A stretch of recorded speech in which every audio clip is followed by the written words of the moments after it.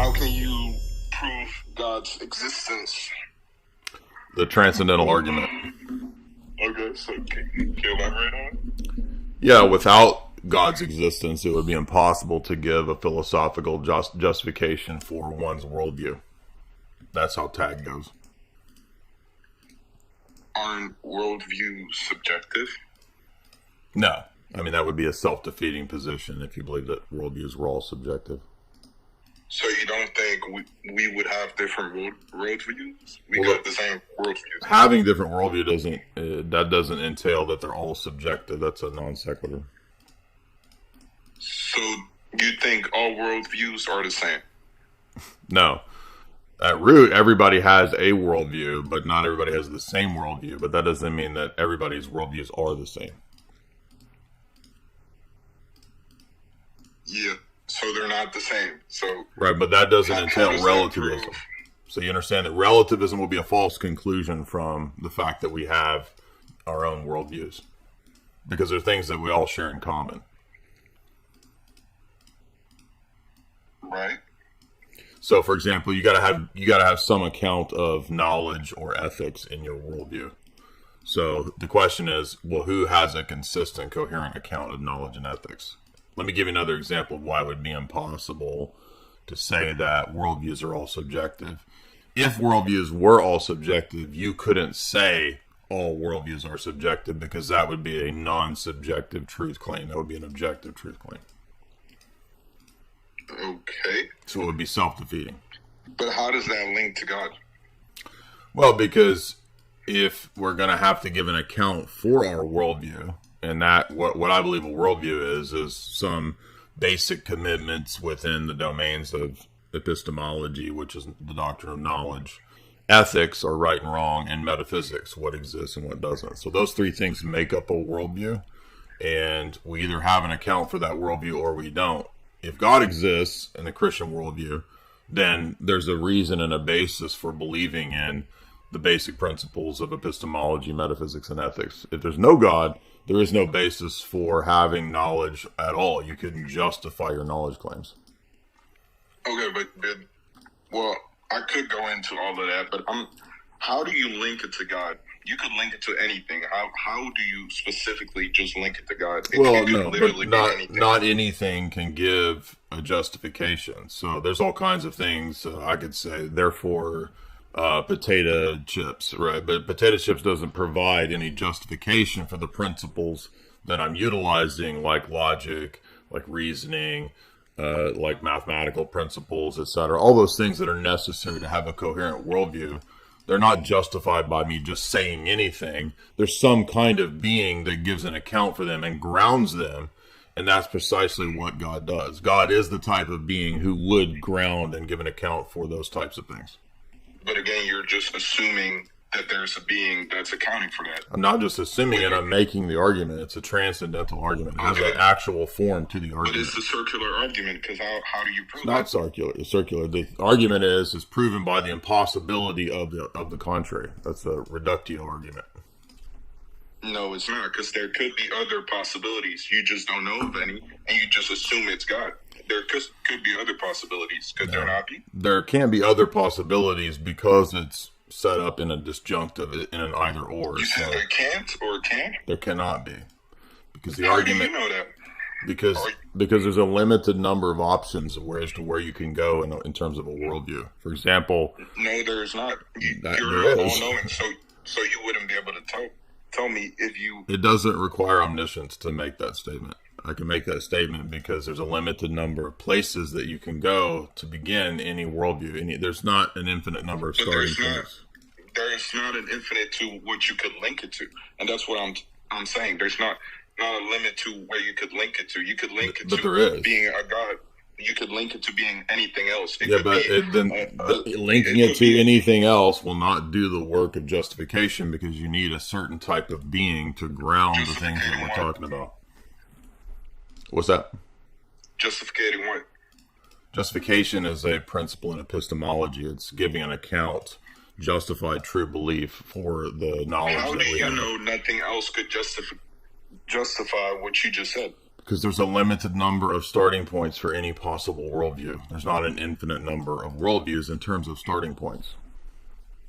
What define worldview? I already did. It's the basic commitments to the principles that we have in terms of epistemology, metaphysics, and ethics. That's a worldview.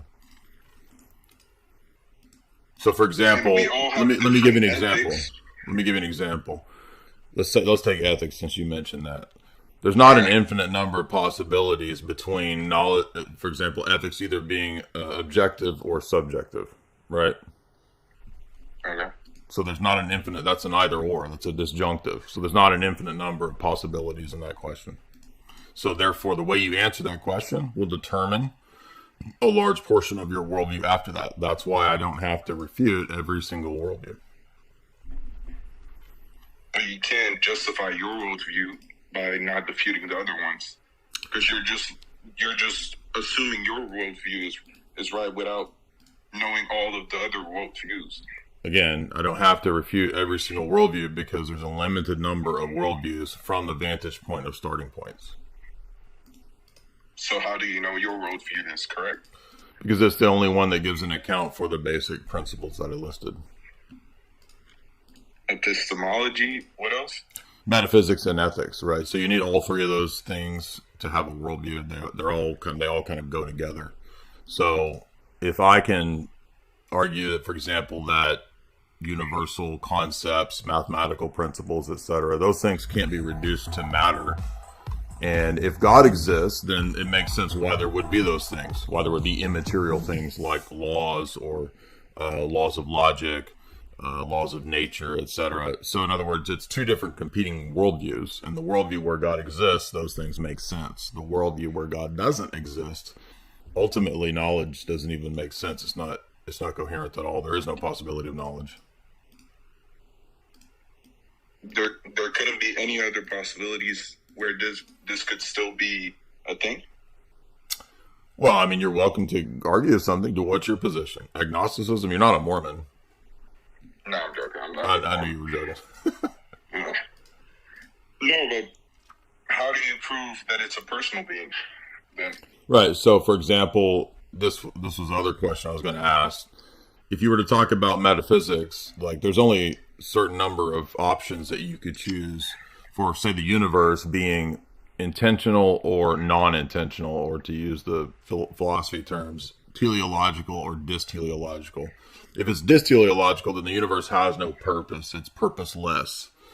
If God exists and God is personal, then the universe has purposiveness. It has an intentionality because the God who created it and is directing it to some end is personal.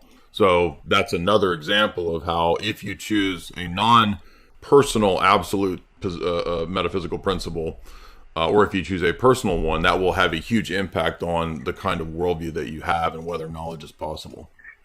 So what you just said was there should be a purpose. Otherwise, it doesn't make sense. No, I would frame it this way: if there's no purpose in I'm just trying to make it simple, right? If purpose. Right. So if God is not personal, then there's no intentionality and purpose in the universe. And if there's no intentionality and purpose in the universe, then knowledge is not possible. Right. How is knowledge not possible if there's no purpose?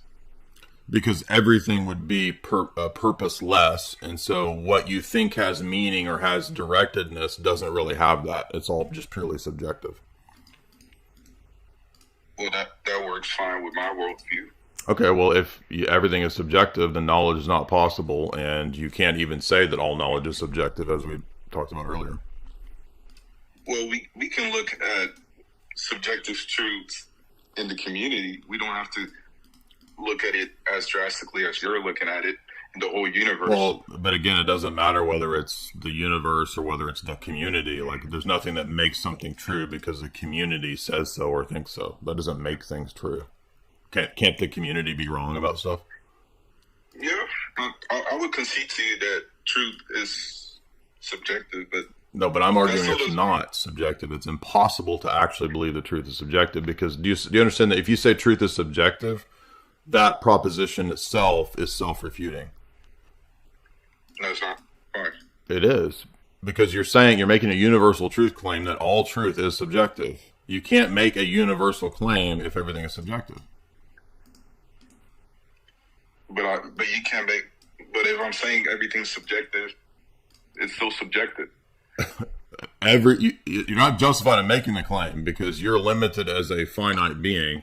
That's what in logic is called a universal quantifier. When you say everything, well, we can make claims without. Well, you can make claims all day long, but they're not justified claims. They're contradictory claims. Just because we're not certain about something, it has nothing to do with certainty. It's not about certitude. It's about a flat-out contradiction. You can't say everything is subjective because everything is a universal quantifier about all states of affairs at all times. It's a universal claim, and that's not possible if everything is subjective. Okay.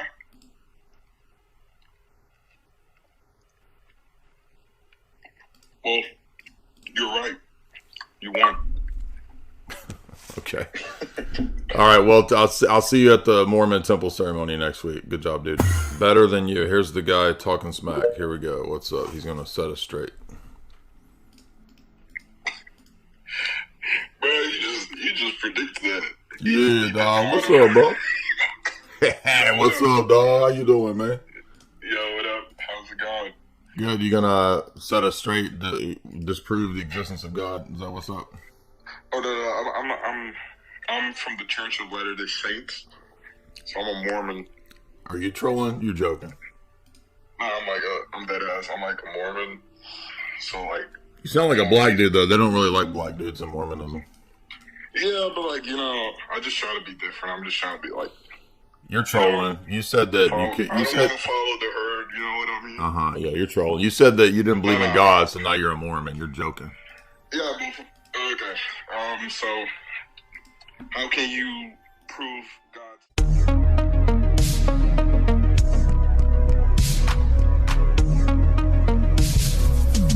Divinity raises the humanity of Christ through theosis, and that's exactly what we experience.